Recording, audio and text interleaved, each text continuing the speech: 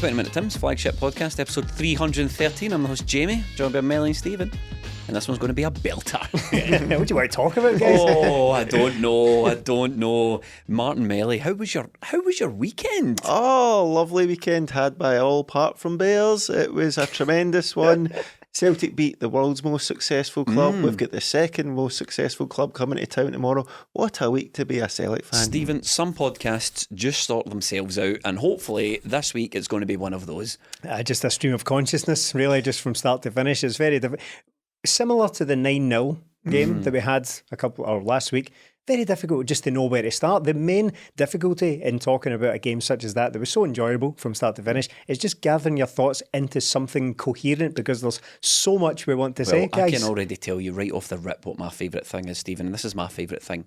It's the emotional damage that a victory like that does to Rangers, their fans and the football club. Because, as I tweeted on Twitter, those ones are the best. Those reality best checks. Place to tweet as well. Yeah, for sure. I've tried it other places, doesn't work. Those ones are the best. The reality checks, they get gassed up. You sneak into a European final. You beat PSV. You do your wee bits and bobs. But when you come to Celtic Park, when Celtic come to town, we remind you exactly. You best come correct. Yes, we remind you exactly where you fit in the grand scheme of things. And Melee, where is it? Second place. Stephen, they are second place by 5 points. Jota was asked post-match, do you think this is a good lead? And he told them to chill. Yeah. Do you think we will be chilling on 5 points? No, absolutely not. That's not what it's for. We're here to get absolutely carried away. We're here to start running our mouths like absolute maverick renegades here. There will be no chill. Strictly no chill. They were rotten. Yeah. Rangers were absolutely rotten. I was surprised. We did the pre-match melee at the match podcast, patreon.com/20 Minute Tims.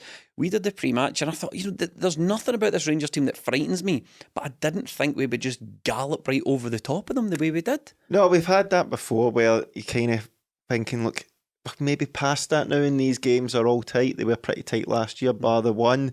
Coming into this one, we all thought, look, this is it. You called it Lennox Lewis v Mike Tyson, the big one. And going up to the game, you're like, look, I was confident as well, but quietly confident, because I don't think many teams can live with Celtic right now, but I didn't expect that. And see, if I'm brutally honest, Celtic could have played much better. I still believe that if Kyogo was on the pitch, that it might have been a few more, because we played better football with him on it. Giacomakis come on and done brilliant, but I thought Celtic had other levels to go up, and I'm all for it, because look, we've got bigger fish to fry. No, let's calm it down in the second half. We've got Real Madrid on Tuesday, lads. It was Lennox Lewis versus Butterbean. Never mind Mike Tyson. Lennox Lewis versus a kangaroo. Boxing is what it was. Never mind Mike Tyson. No, just brilliant. Absolutely brilliant. Again, jokes aside, strutting aside that we've done so far in this podcast, it's going to be very, very difficult on here to not just get carried away and start shooting my mouth off, because that's basically what this Celtic team does to me and does to basically the fan base, and with good reason. That was a tremendous performance, and look, they were terrible, right? But they did get to a European final and all that. But Celtic made them look terrible. Yep. Celtic made them look completely ordinary. So when you do stack up their performances in Europe, you think, well, they must be some sort of good team, but they can't match up to Celtic at all. I've gotten to the point, one of my favourite things from the weekend, right? One of my favourite things, and it was already happening immediately after the game, including some of the pundits with Chris Boyd and all that. They're immediately looking at Alan McGregor sitting at the bench thinking, there he is, there's the saviour. And I couldn't be happier about that, right? Because they've gone fully into steady the ship mode. Early doors. And I don't mean steady the ship as in, right, let's regroup, let's refocus our efforts, let's think about our tactics. It really is just, where's our Rangers fan? Where's our how can we get our Rangers fans in to steady the ship to somebody who gets it, somebody who doesn't come onto the pitch and bless themselves? We need to get the team full of these guys again. That's the mode that they've gone into. But that is because a lot of that is the fan sentiment online. They sort of revert into this. Look, I can understand the calls now to get Alan McGregor back in, because McLaughlin was abysmal, absolutely abysmal. I think he was at fault for at least 3 of the goals in the end, or not at fault. That makes it sound like he caused them. He definitely caused one, Melly. But Rangers, obviously, without being able to live with us, you're wanting your goalkeeper to do better than that. But see, when you look across the whole Rangers team, and this is a thing that we spoke about pre-match as well, when you go man for man, Celtic player v Rangers player. Now, I did notice Wasn't too many combined 11s going about before the game this week, was there? There wasn't too many of those combined 11s, right? There's just, at the back, Carter Vickers, just tower. This is the first game I saw Carter Vickers make a mistake and he got booked for it. Do you know what? It's so rare that I actually remember the one that you're talking about, because it was so jarring to me as well. It was the one mistake in the last season and a bit. In midfield, McGregor is better than anything they've got. Hatate, better than anything they've got. O'Reilly, different planet. Planet as a footballer. Jota is what they pretend Ryan Kent is. I think you said that on the pre-match and someone tweeted how they can possibly think Ryan Kent's a good footballer when they see a performance like Jota. No contest, no competition. John Lundstrom sat in his bedroom watching Scott Brown videos last season and thought, I'm going to copy that, but he's nowhere near the footballer Scott Brown was, so he just runs about kicking people and staring and looking angry. They've got nothing. That team have got nothing, and they're going to finish double points behind us this season. I'm at double figure points. I'm convinced by it, because that was a miserable display, and we were talking about it before we turned the mics on. We are just on a different footballing planet for everybody else in this country now, and to do that to Rangers, and Rangers are a strong team. There's no denying Rangers can, if they want to, set up in a way that gets them positive results against strong teams, but even the basics against us, those quick throw-ins, quick free kicks, caught them off guard. That's our thing. That's what we do, and they couldn't even do the basics.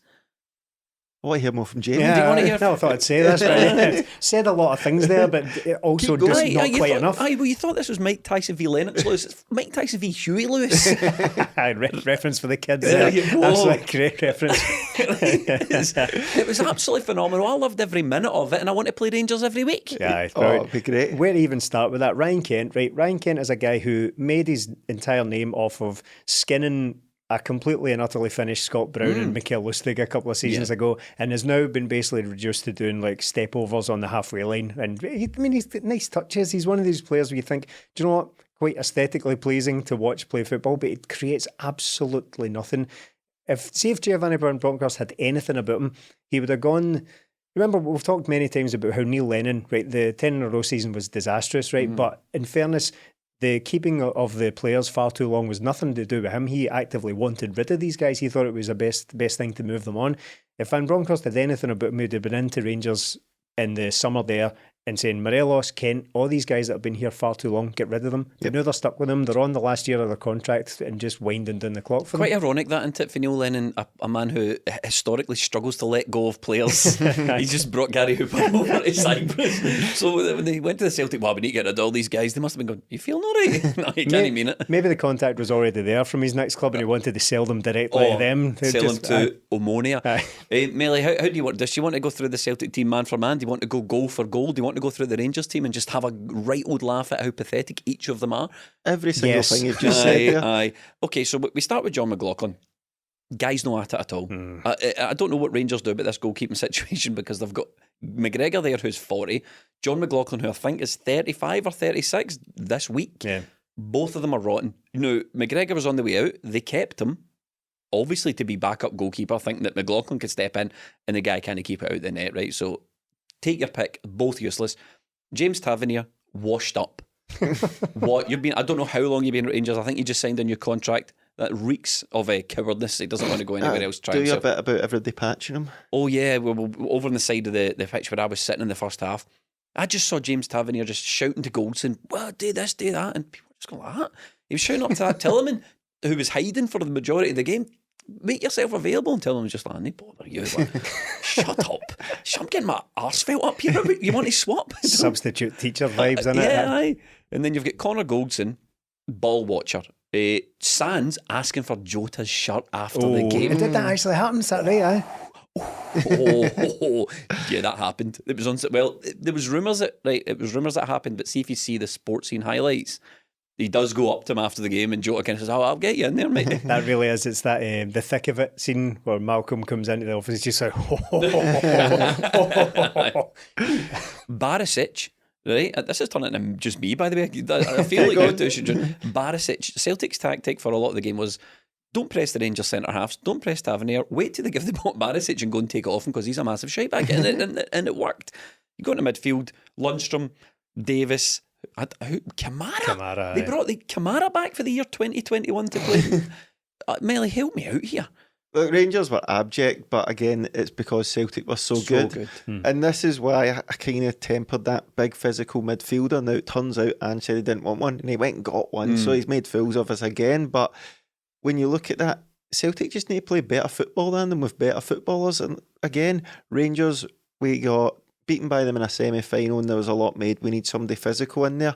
We just need to play better. We didn't show up like we should have that day. And when you look at that, Rangers fans will be calling out saying we need better players in midfield and lumps, because 3 defensive midfielders in there, you just knew what Rangers were going to do. They were going to try and soak it up and hope. The game by the scruff of the neck, Mel, that's what they were trying to do. So it looked like it was just going to be Tillman and Kent and try to get it to Cholak on the counter. And that's fine, but this is Celtic you're up against. You know what they're going to do, and we're really good at it. We are really good at what we do.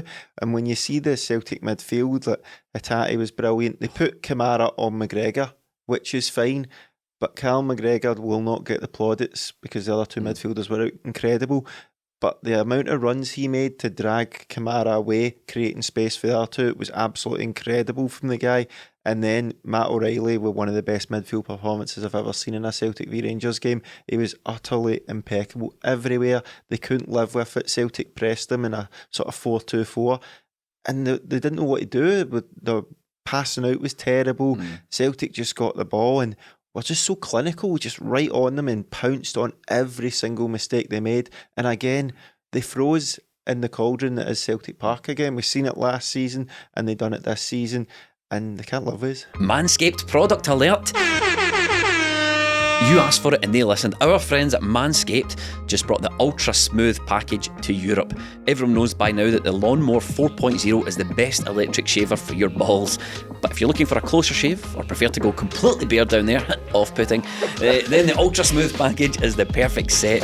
It's time to shave that bush of yours, off-putting again, and get right to the roots by going to manscaped.com for 20% off and free shipping with the code TIMS. That's right, Jamie. The Ultra Smooth package is a specialised groin shaving kit, to help you buff, protect and smooth your most sensitive areas. I'm talking crop shaver razor, crop exfoliator and crop gel. Men, you no longer have to borrow your lady's razor for that precise trim.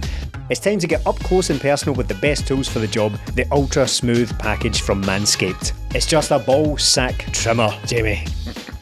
Yes, it is, Stephen. You can get 20% off and free shipping with the code TIMS at manscaped.com. That's 20% off and free shipping with the code TIMS at manscaped.com. Smooth out your fellas with the new Ultra Smooth package. Really off-putting. From the fellas at Manscaped. Your balls will thank you. Well, if we must wrestle back some sort of structure to this, just rein it in ever so slightly. Let's go back to Rangers, guys. Yes. Before we move on entirely. Good day gumdrops. Because it's fun. Something I noticed about them during the game, and I'm not the only one, because I had a few messages and all that after the game as well from guys who don't support either team. We were talking about the weird thing they were doing from goal kicks. Oh, aye. I couldn't get my head around it. Now, what they were doing, and Melly, you've spoken in the past about how, see if you notice something that's going on in a game, you'll just dedicate a couple of minutes to just counting that, right? So you'll just focus on that. There was one point where Rangers took a goal kick and it took them 7 passes to leave their own box. Right, there's nothing inherently wrong with that, because there are obvious benefits to keeping the ball and playing out from the back, but 7 passes is a lot in your own box, only for it to end up out wide and for them to hoof it down the line anyway. But why it took 7 passes is because from goal kicks they were having a centre half take the kick, but they were taking it to the keeper. So they were going from Goldson to the keeper, and then the keeper was going keeper to Goldson or keeper to Sands. Like, why is that the wrong way round? If you contrast that with Celtic, right? What happens at a goal kick from Celtic is a ball boy throws it straight to Joe Hart. Joe Hart takes it immediately to a player who is leaving the box. So the entire object there is that Joe Hart has it for as little time as possible, and Celtic are already on the break. So why are Rangers taking the opposite? Is it just to deliberately slow the game down? Well, I think I know why. I think it's to encourage us to press, yes, well, to pull us out of shape, and then they can maybe find a way out of it. I was thinking that, right, because I remember Sarri's Chelsea did that quite often with David Luiz. They would pass to him quite deep, so maybe even on the goal line, not the literal goal line, but beside the goal, pass to him, and he would invite players onto him, and he would just turn and give it to Jorginho. He would pivot away, and all of a sudden they've broken away.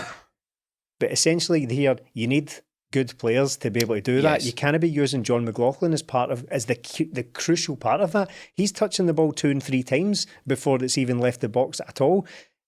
I mean, again, even at that, why wouldn't you just do it the other way around? Wouldn't you just have your keeper take it to the centre half rather than the other way around? That's a backward step to go forward. I don't know if what they anticipated was one of our pressing triggers was, I don't know, when Goldson gets the ball and we automatically just have to press him at that point. So they're like trying to initiate that press quicker than we should. The one thing that was peculiar to me about Rangers' approach to the game, and we will get on to Celtic, but it's always good to have a laugh.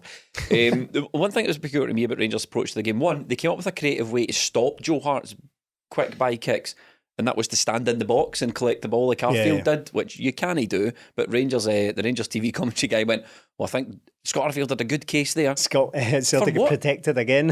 He missed. Aye. And 2, you're not allowed to do it. Never, ever let it be forgotten that despite the fact that wouldn't have counted anyway, he missed. He missed from 12 yards or whatever it was. Aye. And then another thing that I found peculiar was, so this quick restart that Celtic have absolutely nailed, and it's like one of the 3 or 4 tent posts of our game, the way we approach a game, we get the ball back in, play quick.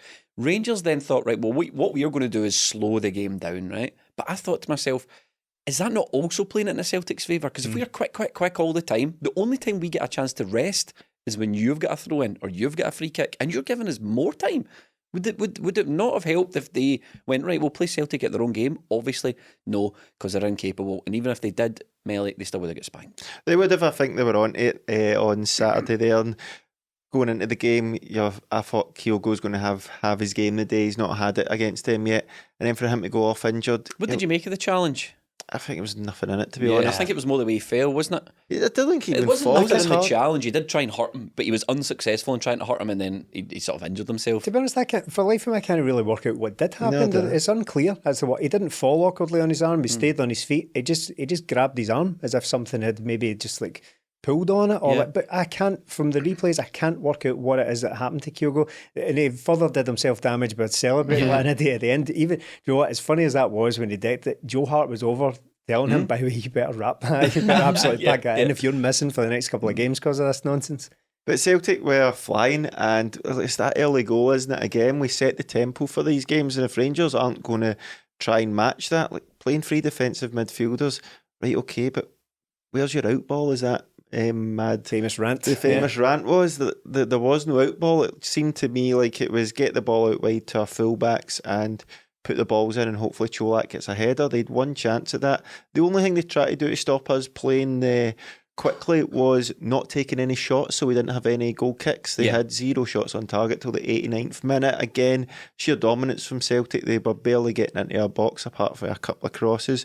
But Celtic were just relentless in the first half. That it got to half time. It was getting closer to half time. We were 1-0 up, and it was sort of felt like the 3-0 game because Celtic blew them away that first half, but the 2 goals were after the 40th minute. It was 1-0, and then it was kind of the same in this. The goals were coming later and later, but at half time I was like, there is no way Celtic can keep up this intensity. It was ferocious. We were everywhere. Every time we got the ball, quickly. Every time we got a free kick, pass, down, go. And you're looking at Rangers players, they don't even have a chance to moan and weir away. So they're constantly chasing themselves. And Celtic know exactly what they're doing because they've got their system, they've got their structure, and this is how it goes. And everybody knows that they're going to do this quick free one. These free kicks are even... Gazange, when he first came in, the video came back again. Well, even if you're over the other side, you're still involved. And Celtic now have the guys like Hatate that can ping the ball from one side to the other. He can still do a 5-yard pass to a Rangers player, which he did a few times, but he can still ping a 30-yarder out to the wide player. And just the way Celtic are, players like Matt O'Reilly, McGregor, Jota, their first touches are impeccable, as we see with Jota's goal. And if Celtic get that right, we're going to be in all the time. And Rangers just didn't have an answer for it because Matt O'Reilly was sort of staying so far forward and pressing like a 4-2-4 every time Rangers got the ball. It felt like he was another striker, so they had nowhere to get out. And because their 3 midfielders are so defensive, they didn't have MD dragging the ball and taking it on. So Celtic just roasted them, man. Lee Alabada, Stephen. The contribution for this guy is absolutely incredible, and Rangers have got a complete blind spot for him. That thing what Melly said when Angie's like, even if you're over the other side of the pitch, you're still involved. he epitomises that. He just goes in at this back post, finds himself space, and he's so intelligent in finding space in the box. The ball he just seems to appear where the ball's going to be ahead of time.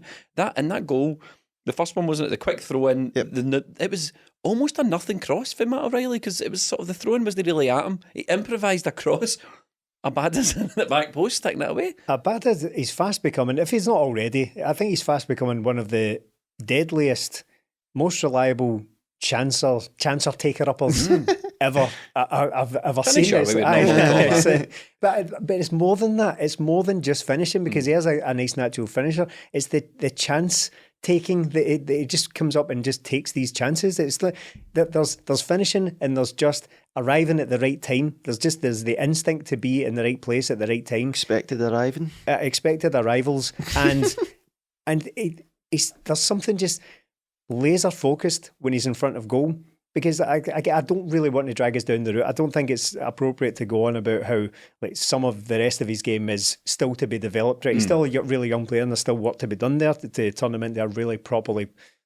He's better than Ryan Kent. A better all-rounded winger. More goals in a week than Ryan Kent had this year, I think. But his chance taking, his finishing is second to none. I really I'm struggling to come up with any comparisons to a guy like Abada. It's so odd for a guy to be so reliable in front of goal like that. You saw that with his hat-trick against Dundee United as well. Just the ability to stick these away is just... I said something last week about Kyogo, about how it just seems to be... it seems to be surpassing my expectations of him all the time. That's the case for this entire team. Yeah. I'm constantly having to completely recalibrate my expectations and my beliefs about this football team just now. And this is the best football Celtic have ever played. It is. I'm comfortable saying that. And in my lifetime, of course. That's the caveat. And people in the comments, if you disagree, by all means, let us know in the comments. But Martin O'Neill's team played this, or we played this way under Neil Lennon, or you could pick out managers that always puts Lennon in there. But you could pick out particular performances or games where but the blanket overall way that Ange's got this Celtic team playing, it's the best I've ever seen. I'd go further I'd say it's unstoppable at the moment. I think we are currently unstoppable domestically. Now, I'll leave aside the opportunity here because it will happen. The reason we all watch football, the reason we all love football is because it's unpredictable. And there will be games, probably this season, where Celtic will turn up and play against one of these stuffier teams. They'll create 12 chances and they'll just miss all of them. Yeah. That happens. Injuries will come in. Shit happens in football. European hangovers. But it's not just the ability of the players, it's the way they play. I think is completely... It's unstoppable domestically. I can't see it.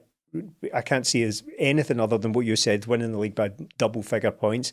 What I said a few weeks ago about my beliefs that Scottish teams should at least try and win these games, my point there was kind of misconstrued. It was kind of like, well, if you try and attack Celtic, you'll beat them. I never said that. What I meant was maybe if defending with your lives isn't working, why don't you try and win the games and maybe things will be different? I take that back. It's not going to work. Doesn't matter. It's not going to work. There's nothing you can do. Don't try and attack. I was wrong because there's no stopping this team.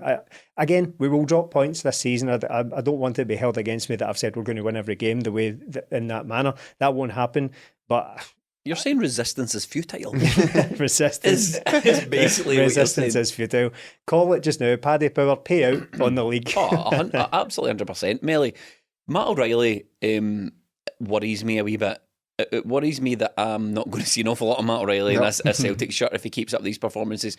He's yet to score this season, but that doesn't matter because he is an unbelievable footballer.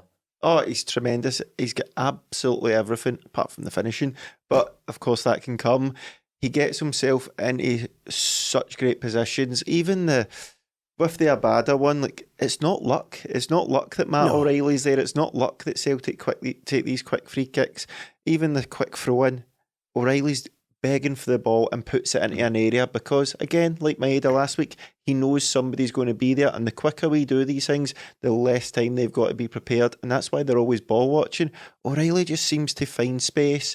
He's very physical as well. I like that because he's a big guy. He's over 6 foot, isn't he? Yeah. A bit like myself. And what?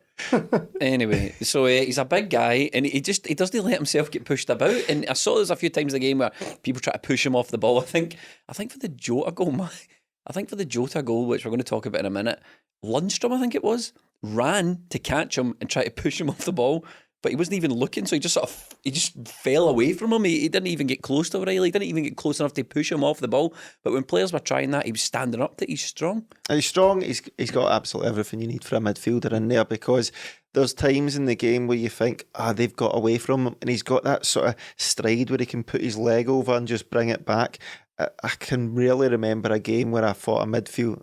I bet he does. You child. I can really, because it's so fresh in the mind, but just the midfield dominance from the guy was incredible, and it was just like, how is he going to keep this up for the full game? Obviously we've got the players now to sub him off, but what a performance from the guy, just absolutely everywhere. He can do a bit of everything, and again, like you, him, Jota, Kyogo, this team, I said the other week, this is maybe going to be as good as it gets for Celtic, because we've got all these players right now. Come January, come the summer, look, it's going to be inevitable, but enjoy every second of them, because watching Matt O'Reilly at the weekend, and then we'll obviously come on to Jota, you're like, this is tremendous. How have we managed to get these guys? Like, Jota was 6 million, that's fine, it's still a bargain. How much was O'Reilly? 1.5 million. And Absurd. you're like, this guy is on course to play in the Champions League. In a few months he could be playing at a World Cup. Like, the world's the guy's oyster now. He's got the head screwed on, he's dominating these games. Maybe don't do it in so many of them, so somebody comes in. Wind it back a wee bit. Jota's goal, Stephen, was absolutely sensational. It was beautiful. It was the ball through for O'Reilly, the first touch, the gallop, and the finish was absolute butter. Well, I didn't know what superlatives and Neither what did I adjectives were going to come there. Until I said absolute. It was absolute butter.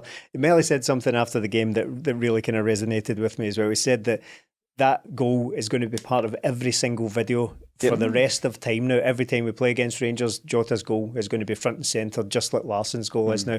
With that goal, with the touch and finish, he has scored now one of the iconic Celtic goals of the 21st century, certainly, maybe even ever. Jota is a guy, I'm feeling myself getting primed up to get carried away here. The blood's going here and all that. But Jota, I think we're fond of in this podcast is making silly comparisons. Right? It's formed kind of part of it. Podcasts are for. Yeah, exactly. What is a podcast if not hot takes and ridiculous comparisons?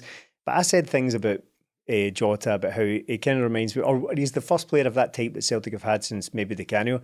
He's better than Di Canio. Yeah. I think he's better than Di Canio. What did Di Canio do in his career that Jota is incapable of? Played for West Ham, played for Sheffield Wednesday, played for Bradford. Yeah. Jota could do all of that and more. And he's younger than Di Canio was when he joined us. He absolutely is. And I think the guy's... What's left to say about him? Because we've already said that £6 million was an absolute steal as well. I mean, you could... It's a relentless contributions. And I'm harking back to things I said on previous podcasts, which is, silly and navel gazing. But every week you can count on Jota to either score or put one on a plate for somebody. Aye. Every single week in every game against almost every opponent. Yeah. And that finish, you're watching that as Rangers players at the pitch. You're just like, there's nothing we can do here. Resistance is futile. There's nothing. There's nothing. Even on that one, I thought McLaughlin done okay. Because McLaughlin's like, he's wide, he's narrowed the shot. In fact, the only way Jota could have finished that there, he had two options. Cut back around and try and get a shot off, but he couldn't because the defender was closing, or use the outside of his foot to lob the keeper and get it on the inside of the net. We'll see that. See, with his first touch, which was really nice, but it got away from him just ever so slightly. You mentioned the gallop there. He had to get a triple jump. Yeah, he had to get a sprint on to catch up with that. It would have been the easiest thing in the world, and not one fan in that ground, not one fan watching on telly would have blamed him if he just smashed it straight at the keeper. What would have happened if he'd smashed it straight off the keeper's shins? Everybody would be like, oh, brilliant, what a run, what a touch, great chance, we'll get the next one. But to do what he did, I don't understand it. I don't understand the physics of it, how he got it in from there. Because he kind of hit it with the outside of his foot to chip the keeper, but the ball went that way. Yeah. Unbelievable. It was kind of similar. We talked about Ncham and the Abada one last week for his hat-trick, and then it surpassed a week later by this goal. But you say resistance is futile for Rangers. There was no resistance. Ryan Kent gives us the ball. John Lundstrom standing moaning about a decision. The two of them, and Celtic just pass it through Did you there. see Really Giovanni at going this mental. point? Players aren't He's listening pointing to at him. Matt O'Reilly. He's going, he's right. Look at there. And then they still didn't do anything. And the finish and all that will go down, obviously, because it's tremendous. The celebration, iconic. I've got my issues with the celebration. Oh, you always do. With I've got. I know it's look. File this under petty, right? But instead of like doing that, right, I'll try and get my arm in frame. Instead of doing that, right, like really powerful, right, he sort of hyperextended his arm and it sort of came out that way.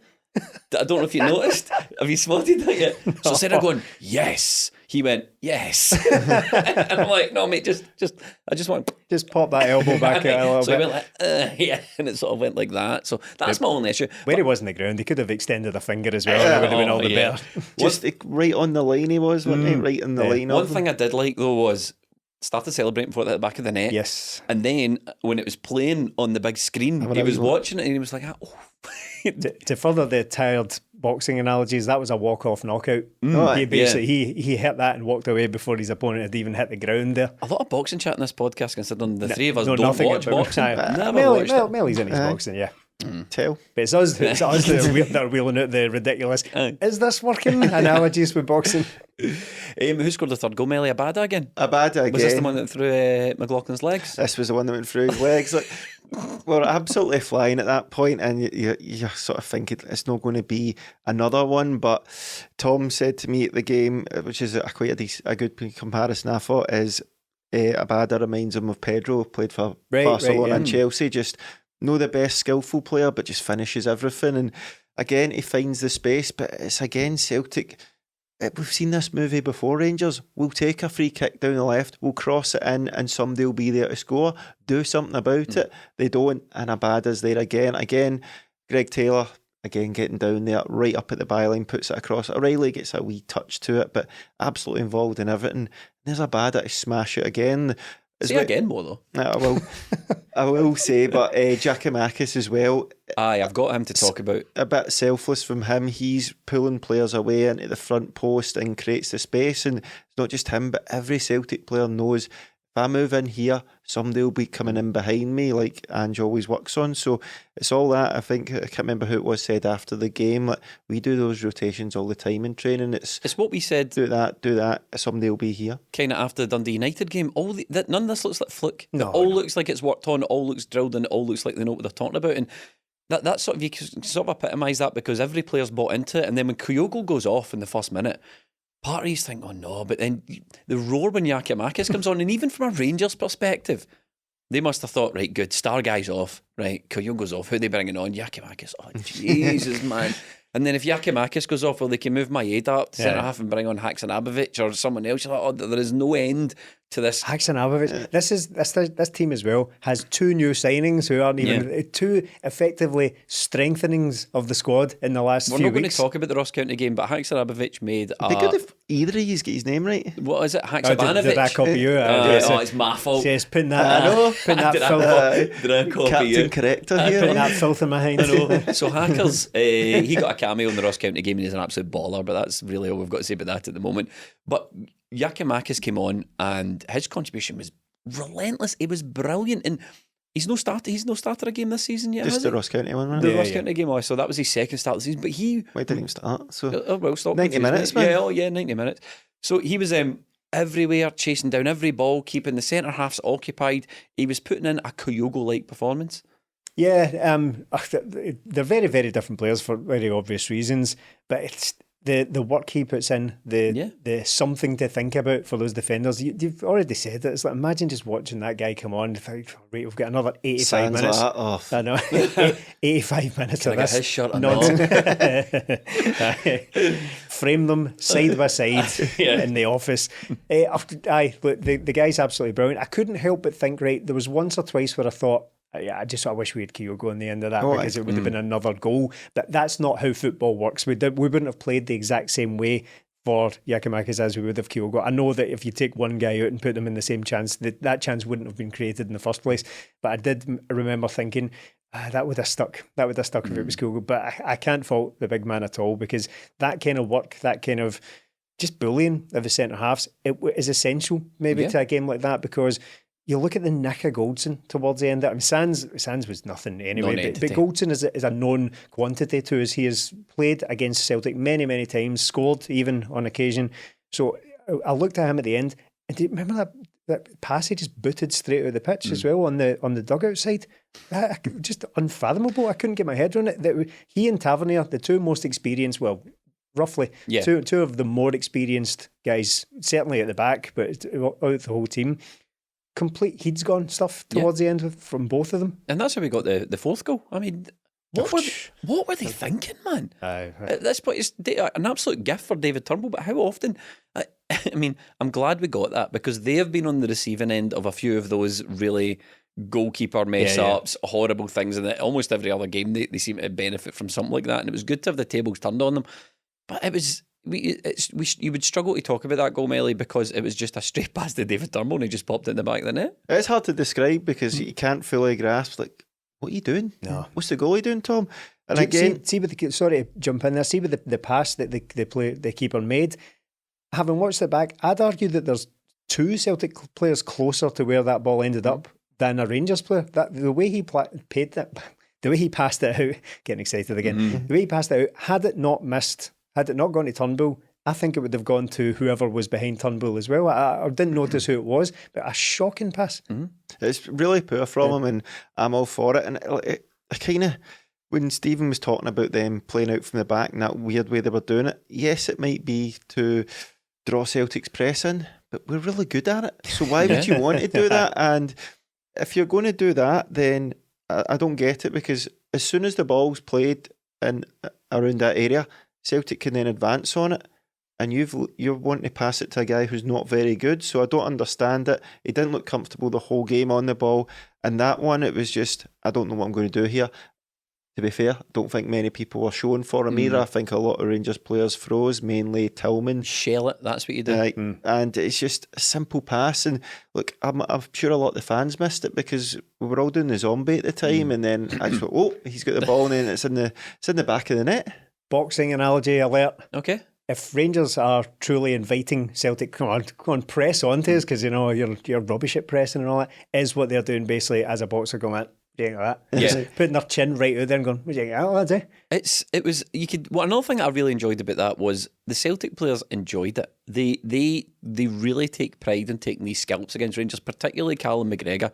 He really takes ownership as Celtic captain, and he's really grown into that captain's role now. And even just like the off the ball stuff, like when arguing with John Lundstrom, you get the fuck when he's taking the free. You know, he's not like this wee guy I know he's a very quiet person. He seems quite a quiet person, but he seems to come alive in these fixtures. Aye, definitely. We've known about this for a long time now, and he's just a guy that keeps getting better and better. There were obvious question marks over him as a captain, whether he could fulfil that role, because you know, very, very big shoes to step into when Scott Brown departs. But I think he's well, you know, closed off any questions there. I think he's been absolutely tremendous and an absolutely essential part of this team, as if it needs said. But he's another near flawless performance from him there. And you could extend that to basically every day on the pitch, of course. But McGregor does deserve singled out because of Melly already said it, but it's like the less flashy nature. He's going to be overshadowed by guys like Jota and guys like O'Reilly because they're doing maybe more eye-catching things on the pitch. But everything he's doing, it's kind of like I said about Taylor recently and about Maeda and their ability to defend and chase players down. That's what allows Celtic to play so well. But McGregor's the same, but it's his tactical discipline, his positional discipline, and his hard work and his passing ability as well. I don't want to go down the route of just describing him as some sort of workhorse midfielder. That's not what he is. He can do that as well. But his ability as the captain, as the kind of fulcrum, as the kind of pivot of that side, allows Celtic to play as well as they do. Speaking of passing, you know, we're going through all the Celtic players here, but I don't want to move on before we give credit to Hatate. I know you were sort of talking about his short range passing was a bit daft, but some of the pings across the pitch, sensational. There was at least two to Abada, Yeah, it was when games like that, he's an absolute pleasure to watch as well. I can handle the odd one or two that he gives away because he makes up for it. He's just a brilliant player to watch. Him and O'Reilly and McGregor in there, just three players comfortable on the ball, and everybody says about big defensive midfielders, but all good teams have players in midfield that can play, and we've got that. And look, we're going to go up a level on Tuesday night, and we'll need to find out how we can do it there. But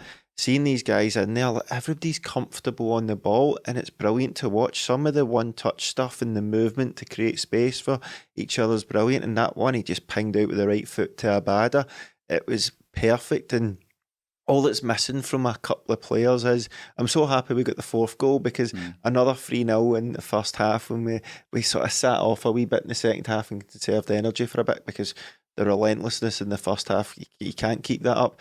But then when you've seen us come back into the game as the game went on, and all these guys just passing the ball, but you're like, you deserve to absolutely destroy this lot, because they deserve it as well. I think part of the problem Celtic have always faced in Europe with this game coming up against Real Madrid is the bums that we play domestically. Then we have to come up against actual good teams in Europe. And I think that's, you thought to yourself, like, the Rangers game would be a pretty good warm-up for facing Real Madrid. It's going to be a pretty tough tie, but it was an absolute walkover, and now we've got to gather up all their stuff and get ready for Real Madrid again. Well, if Rangers was... Not again, but get ready for Real Madrid now. If Rangers was easy peasy, lemon squeezy, I think Real Madrid is going to be difficult, lemon difficult. I think you're quite right. However, just before we charge fully into this, right, we're going to beat Real Madrid. Yeah. We're going to beat Real Madrid. Oof. We are going to beat Real Madrid. If there's anyone can Manifest. do it, Ange can do it. It's not just manifest. Now, I had a wee look, right? I had a wee look at Real Madrid. Excuse me. So they lost their second game of the tournament to Sheriff last season. They lost 3-2 to Shakhtar in Madrid, and then drew with Gladbach in their first two games of the tournament the previous season. The year before that, they drew their second game with Bruges. The year before that, they lost their second game to CSKA Moscow. It is not impossible. Was all that 1 in a million chat? What? So you're saying we'll get a chance? It's not impossible, is what I'm saying, to take a scalp from Real Madrid in the early stages of these tournaments. And if any manager can do it, it's Ange Postecoglou. Yeah, and if we're going to do it, we'll do it on our own terms as well. We talk about Celtic going into these games and why we might need to change some things. Why? If we're good at pressing, why don't we press the best teams then? Because if we win the ball high up, that's where we're going to get our joy from. Look, it's going to be difficult. We're going to have to keep a hold of the ball, and maybe passes like Hatate's will get pounced upon, but that's the level you want to aspire to. Like, we've seen Celtic Who have Real Madrid got anyway that we should be afraid of? Find out on patreon.com/20minute Tims, where we've got a full scouting podcast. Yep. Roberto Carlos, David Beckham, Steve McManaman. Who was the Jonathan Woodgate? Jonathan What a debut for him. But when you look at when you look at the options they've got in midfield, it's absolutely incredible. But this is what you want, because we've seen Celtic teams of the past that go up against these teams, and you can sort of measure where we're going to go.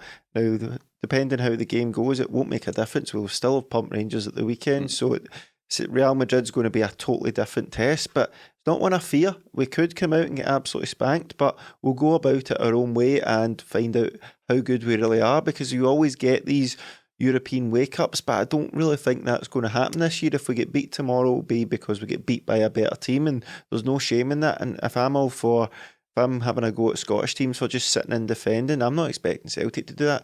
Ange Postecoglou hasn't built this culture to go out and do it, so if there's a chance, let's go and do it. Arguably the best team in Europe, Stephen. I don't think there's much argument, is it? Well, some people may argue, Melly, that there are better teams in Europe than Real Madrid at the moment, but they have the cup, which is why I said arguably. So they're coming to Celtic Park, and Ange was saying in the pre-match press conference that he's built a system, he's built a team, and it's all about testing yourself against the best. And if you change the way that you approach these games, if you change the way you play, if you shy away from the challenge, you might get a result, but have you really tested yourself? Yeah. Have you tested the way that you think football should be played? And it's sort of comes full circle to what you were talking about. You know, we've coming up against Real Madrid, and we're going to play against them. Yeah. We're going to play our game against them, and we're going to see how does the way we approach in our game and our players stack up against the best. And there's, even if you lose, as Melly says, you do it in your own terms, there's no shame in that. But if you win, if you beat Real Madrid at Celtic Park, I mean, it doesn't get much better than that. That's it. It's the risk versus reward thing. And as Ange also said in the same press conference, there's no such thing as a risk-free system. That if anyone wants to tell me... Brendan Rodgers. Yeah, well, exactly.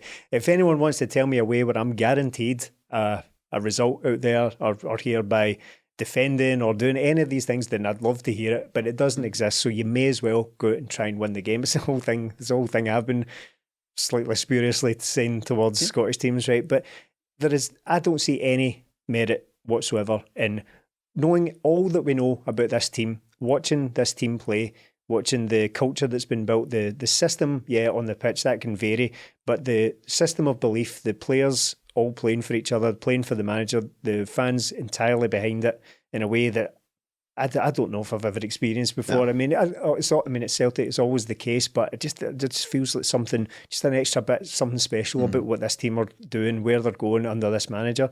I don't see any merit in throwing all of that out the window and trying to grind out a 0-0 draw against Real Madrid. I don't see it. Never in a million years Ange going to do that. So this, I mean, you can look at this game as, the players, but the focus for me is going to be on the managers here. Carlo Ancelotti, one of the all-time great European football managers, been doing it for years. Ange Postecoglou, relative unknown, but very, very talented manager. There's only 5 years or 6 years difference between the age of them. He's not a young up-and-comer. No. Ange Postecoglou has wanted this match his whole managerial life. I don't doubt it for a second.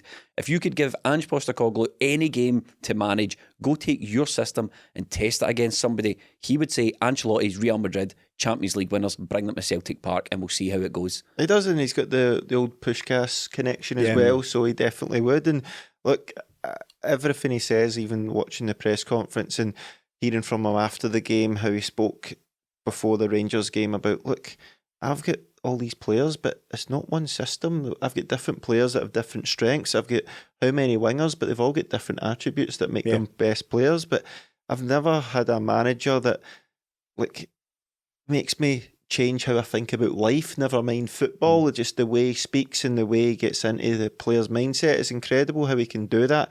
And then I'm fully on board with this.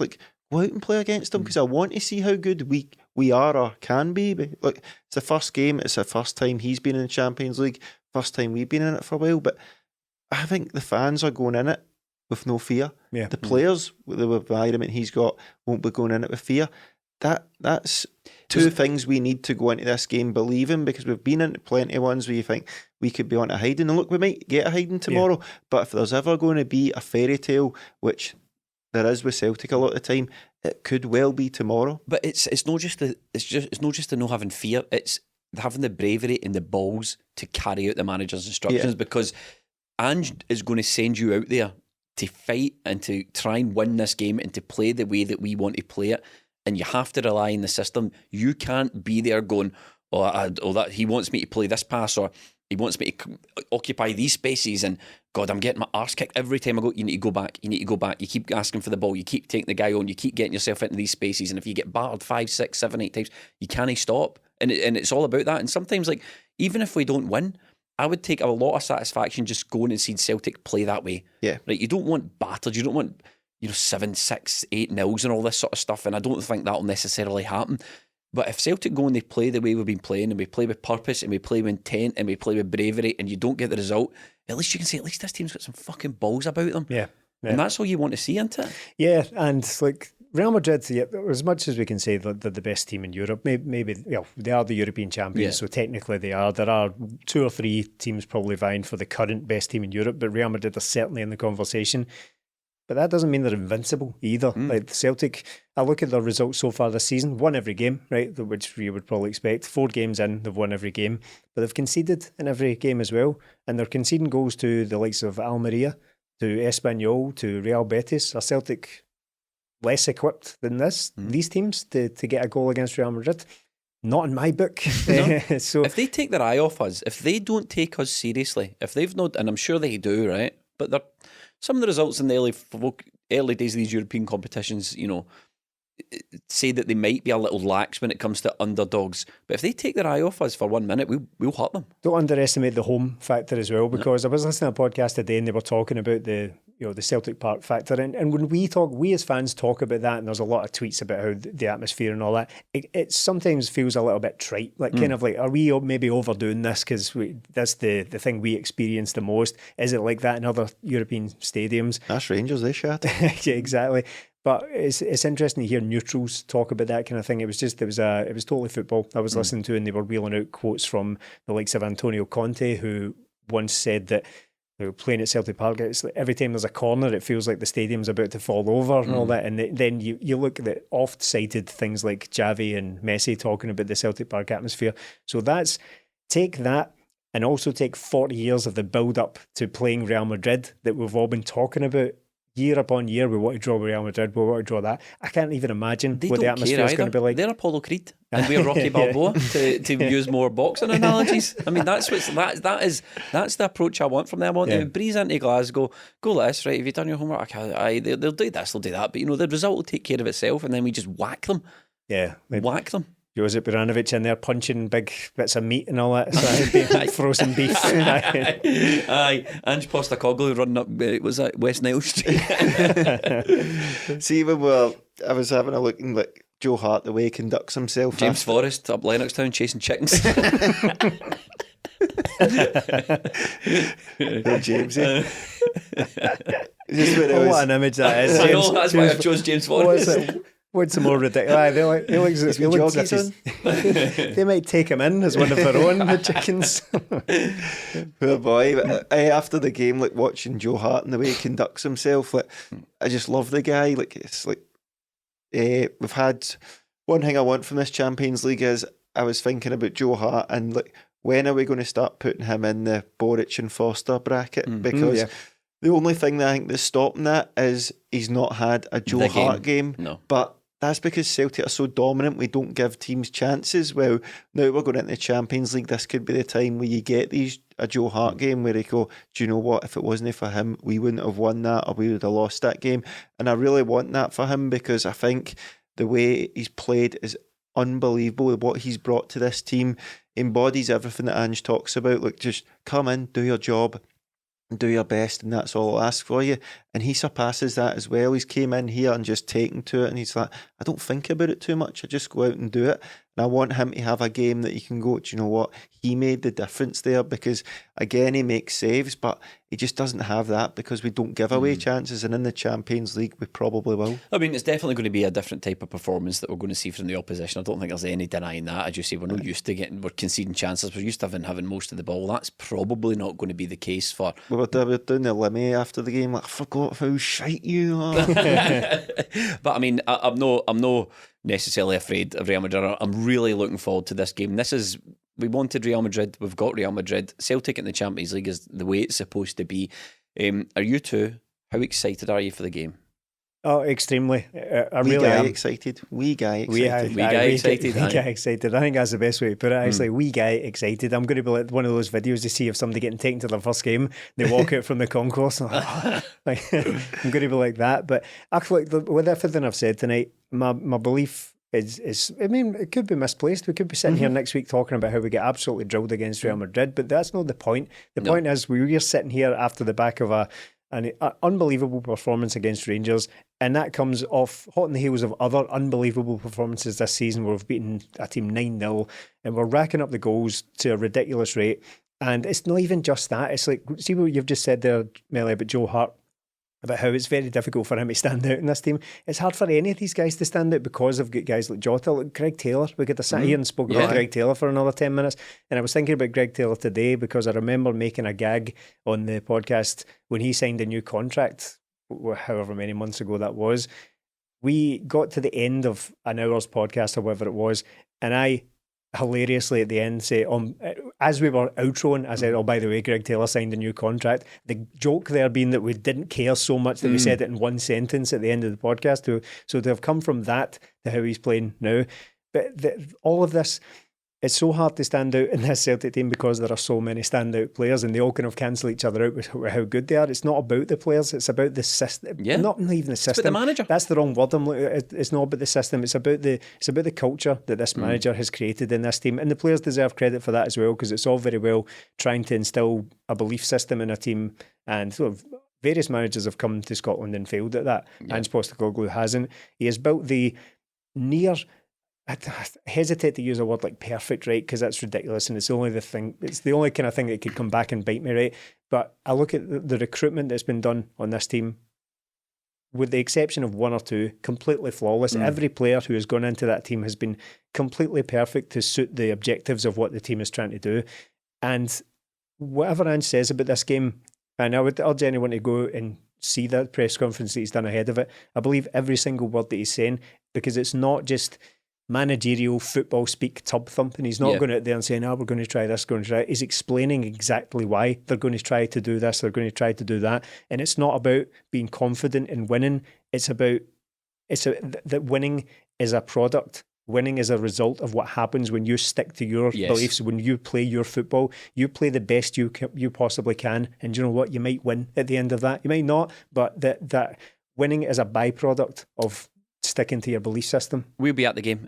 We'll have all our usual coverage on patreon.com/20minute-tims. You can support the podcast, get extra podcasts and videos. We'll have immediate match reaction, and we're at the post-match press conference. So if it is a historic result, we'll get the chance to talk to Ange Postecoglou and Carlo Ancelotti about it. So that'll be available there. And look, see if you're not a Celtic season ticket holder, buy a ticket and go see this Celtic team, because genuinely this is one of the great Celtic teams. Get yourself along to a game just to witness it, because it's absolutely fantastic. And this season we're playing unbelievable football with an unbelievable team with an unbelievable manager. Genuinely, I know we're trying to kind of outro at the moment, as that a word I've used twice in the last couple of minutes, but I feel like I could just go all night talking about this team. But you're right, just take the opportunity, because this is one of the great teams. What it achieves, I don't know. Will it win a treble? Will it do an invincible treble? Will it get to a European final? Don't know. But at the moment, how it's making me feel as a fan is I would basically, it's almost like it's like a racing nostalgia for me. So in the past, you would not. It's very difficult to argue with nostalgia, because people just say, but that guy who played in this such and such a team was just better than this guy. I'm the opposite now. I would go to bat for this team against basically anything I've seen in my lifetime. Going to struggle to get better than this. It's really going to struggle to get any better than this. Football-wise, I don't think it will. Nah, exactly. And do you know what? Just enjoy it where we have it, because what are the chances? Say Ange Postecoglou ends up just getting an offer is just too big to turn down. I wouldn't like to speculate on that. What are we going to do then? Because the chances of being able to recreate this level of just a culture at a club, very, very slim. So enjoy every single second of this. If it could be against Real Madrid, so be it. We'll be back. We'll be back next week. Bring them on. Yeah. And on that, thank you for watching and listening.